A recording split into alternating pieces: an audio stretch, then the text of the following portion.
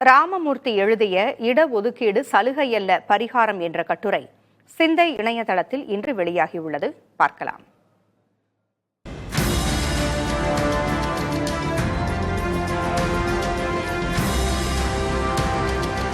மகாராஷ்டிராவில் முஸ்லிம்களுக்கான இடஒதுக்கீடு ரத்து செய்யப்பட்டிருக்கும் நிலையில், இடஒதுக்கீடு என்பது தகுதியை குறைக்கும் செயலல்ல, மாறாக தலைமுறையாக சலுகை பெற்றவர்களுக்கும் வாய்ப்பு மறுக்கப்பட்டவர்களுக்கும் இடையிலான இடைவெளியை சரி செய்யும் நீதி என்கிறது ராமமூர்த்தி எழுதிய இக்கட்டுரை.